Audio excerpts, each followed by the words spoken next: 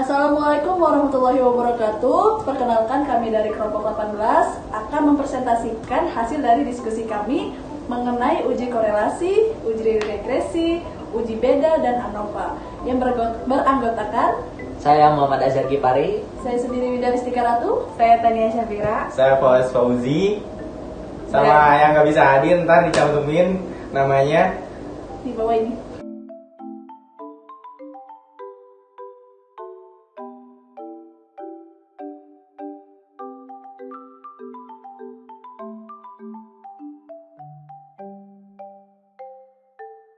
Regresi adalah suatu metode analisis yang biasa digunakan untuk melihat pengaruh antara dua atau banyaknya variabel. Umumnya, analisis regresi digunakan untuk melakukan prediksi atau ramalan. Analisis regresi yang akan kita bahas yaitu analisis regresi linear sederhana dan analisis regresi linear berganda. Kita buka data yang ada di Excel, kemudian blok semua data, copy, lalu kita pindahkan ke SPSS, kemudian paste with variable names, lalu klik analyze dan regression, pilih yang linear. Setelah itu kita masukkan subcontrol, checklist unstandardized, kemudian agresivitas kita taruh di dependent, subcontrol di independent, dan IQ di independent. Kita klik, lalu kita lihat di bagian tabel ANOVA, kita lihat yang bagian signifikan. Di sini dituliskan hasilnya 0,000, yang artinya di bawah 0,005, data berarti signifikan. Data yang ada di SPSS kita klik lagi analyze, lalu pilih descriptive statistic dan explore.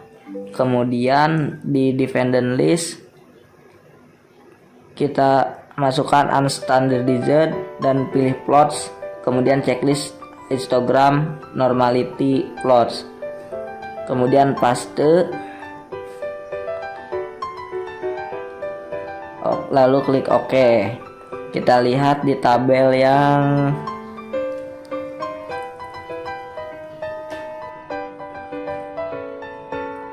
tabel test of normality.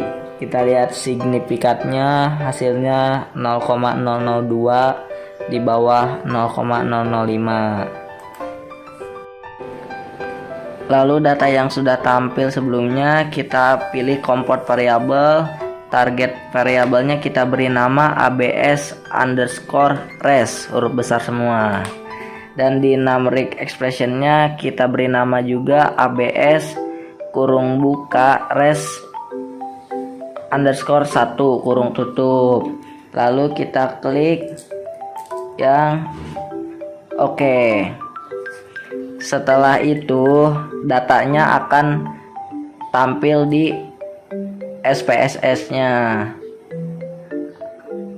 dengan nama ABS underscore res. Kemudian data yang absolute res kita pilih, lalu klik analyze dan pilih yang regression. Kemudian kita klik yang linearnya, lalu reset dulu.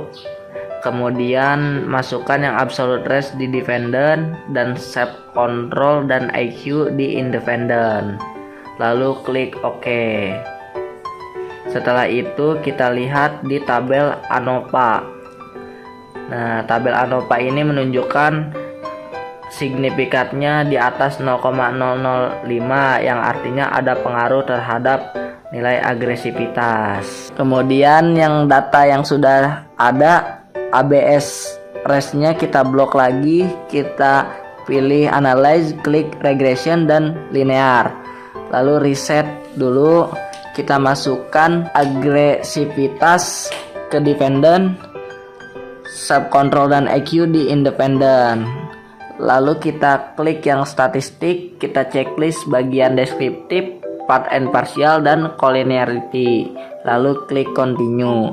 Setelah itu klik OK dan muncullah tabel-tabel yang ada di SPSS.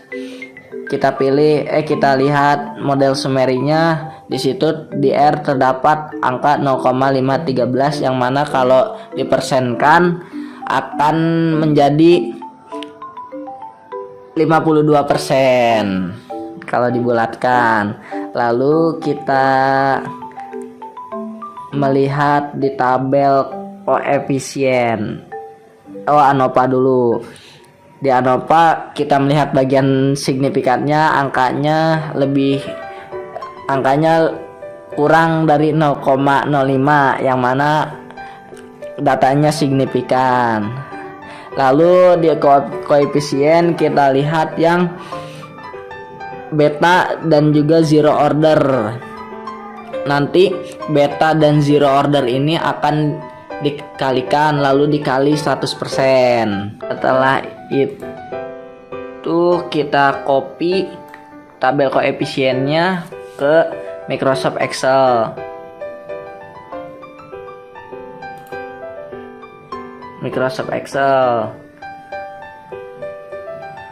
Kita balik lagi ke SPSS untuk mengcopy tabel model summary ke dalam Microsoft Excel ya.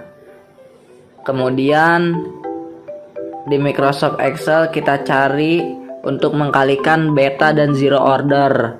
Subcontrol sama dengan beta dikali zero order dikali 100%.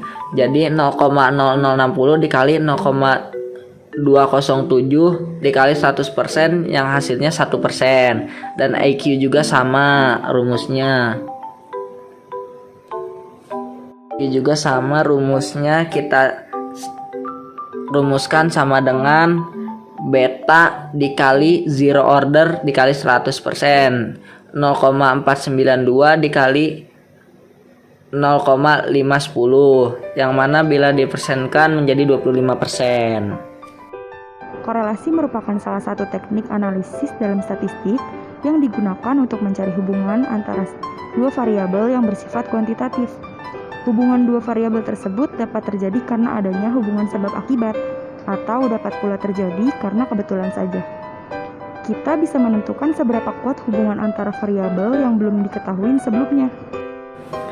Dan uji korelasi selanjutnya yang akan diuji, kita membuat data baru yang datanya sudah kami siapkan di Excel, kemudian di blok dan di copy untuk di paste with variable name di SPSS.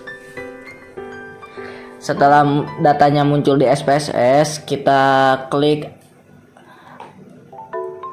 analyze, lalu pilih yang regression dan linear. Lalu di dependent kita masukkan yang kinerja, dan kepuasan kepemimpinan kita masukkan di independent. Lalu pilih yang statistik, kita checklist yang R squared, lalu klik continue dan OK. Setelah muncul tabel-tabel di SPSS, kita lihat yang model summary ini, dimana signifikan F-nya itu menunjukkan hasil 0,310. Jadi hasilnya itu lebih besar dari 0,005 yang mana tidak signifikan datanya. Kemudian kita lihat yang di R square-nya ini. R square itu hasil dari R dikali R. Jadi 0,165 dikali 0,165 akan menghasilkan angka 0,027. Kemudian yang R square ini nanti akan dikali 100%, jadi 0,027 dikali 100% hasilnya sekitar 2,7%. Itu akan memiliki kontribusi terhadap kepemimpinan dan kepuasan. Kita akan melakukan uji beda independen. Kita sudah menyiapkan data-datanya. Kita buat dua variabel. Yang pertama ada eksperimen PBL dan dan kelas kontrol. Kemudian kita blok yang kelas eksperimen PBL, kita copy di hasil post test. Lalu kita beri angka 1. Nah, kemudian setelah sudah kita beri nama angka 1, kita beri nama kelas eksperimen di pinggir angka 1-nya. Itu sebagai nama. Kemudian kita copy sampai bawah, lalu kita paste. Setelah sudah, kita ke kelas kontrol, kita blok, kita copy semuanya, kita pindahkan ke hasil post test. Kita pindahkan ke hasil post test, kita taruh di bawah kelas eksperimen PBL, lalu kita tandai dengan angka 2. Kita blok semuanya, lalu kita copy paste dan kita beri nama kelas kontrol. Setelah sudah, kita blok lagi sampai bawah, lalu kita copy paste lagi. Udah hasil post testnya kita copy untuk dipindahkan ke SPSS. Setelah ada di SPSS, paste with variable name, lalu kita pilih yang variable view dan kita klik di bagian. Setelah itu di value-nya kita klik, kita beri nama 1 dan kita balik lagi ke Excel. Hasil post testnya 1 itu menunjukkan kelas eksperimen. Di labelnya kita beri nama kelas eksperimen PBL. Setelah itu kita klik add, akan muncul ya, dan klik OK. Jadi nanti namanya akan berubah menjadi kelas eksperimen PBL. Dan yang value 2-nya kita beri nama kelas kontrol. Lalu langkah sama, kita klik add, lalu klik OK. Setelah itu namanya berubah menjadi kelas kontrol. Dan balik lagi ke data view.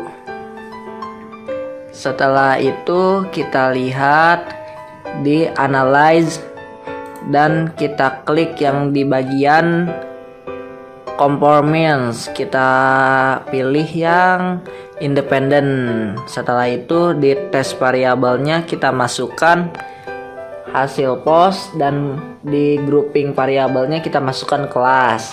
Setelah sudah kita klik dan di grup satunya kita tulis 1 dan grup 2 nya kita tulis 2, klik OK. Lalu muncul tabel-tabel sebagai berikut. Kita lihat di grup statistiknya ya. Setelah itu kita lihat yang N-nya itu 88 dan 88, itu adalah jumlah data. Dan juga main-nya, kita lihat bahwa main-nya antara kelas PBL dan kelas kontrol itu berbeda ya. Jadi kelas PBL lebih sedikit. Setelah itu kita akan melakukan uji beda paired sample, yang mana datanya sudah kita siapkan dan juga kita siapkan di SPSS. Lalu kita klik analyze dan pilih yang conformance dan juga pilih yang paired.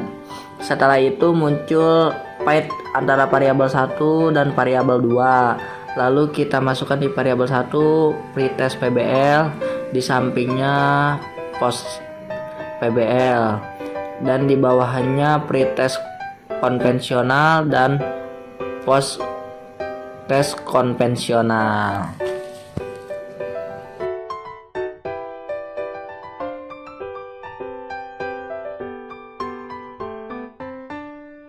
Sudah dimasukkan, kita klik OK, lalu tampillah tabel-tabel sebagai berikut. Lalu kita beralih ke tabel paired sample test. Ini merupakan cara pertama ya. Kita lihat di situ bahwa sig2 pairednya hasilnya 0,000, yang mana jika angka lebih kecil dari 0,05 artinya ada perbedaan dari hasil tes eksperimen dengan pemberian metode PBL.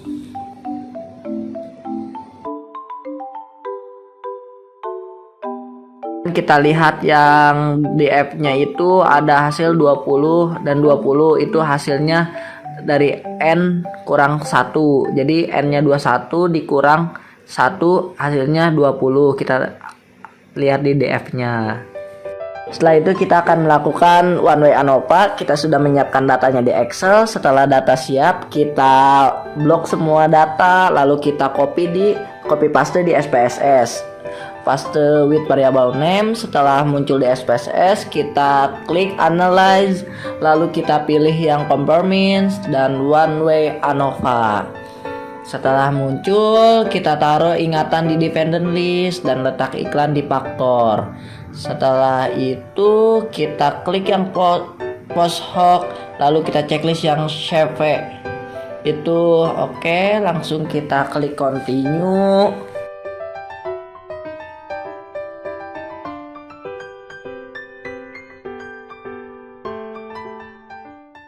Lalu kita klik option, kita checklist yang homogeneity dan klik continue, lalu klik OK. Lalu tampillah tabel-tabel sebagai berikut. Kita lihat di test of homogeneity. Di situ signya lebih besar dari 0,05 yang mana artinya data tersebut homogen. Ya, kita lihat di sini test of homogeneity. Lalu kita lihat di tabel ANOVA, di mana tabel ANOVA ini ada between group dan within group, dan di sini ada F hitung dan juga signya. Nah, kita lihat between group ke samping dan within group ke bawah, di mana hasilnya menjadi 3,40. Kemudian di situ ada F tabel. Jika F tabel lebih kecil dari F hitung, artinya HO ditolak. Nah, di F ini kita beri nama F tabel, dan yang F itu kita beri nama F hitung. Jika F hitung lebih besar dari F tabel, berarti HO ditolak. Ini kan F hitungnya 2,961 lebih kecil daripada 3,40 ya. Jadi artinya HO diterima. Kita lihat di tabel post hoc test, di mana terlihat ada data letak iklan dan juga sig ya. Jadi di situ letak iklan 1 itu menandakan angka di atas dan 2 angka di tengah, 3 angka di bawah. Jika signya hasilnya kurang dari 0,05 tidak ada pengaruh. Jika lebih dari 0,05 ada pengaruh. Sedangkan yang kita tes ini signya semuanya lebih dari 0,05, yang mana artinya ada pengaruh antara letak iklan dan juga ingatan. Demikian yang dapat kelompok kami sampaikan, kurang lebihnya mohon maaf. Wabillahi taufiq wal Hidayah. hidayah. Wassalamualaikum warahmatullahi wabarakatuh.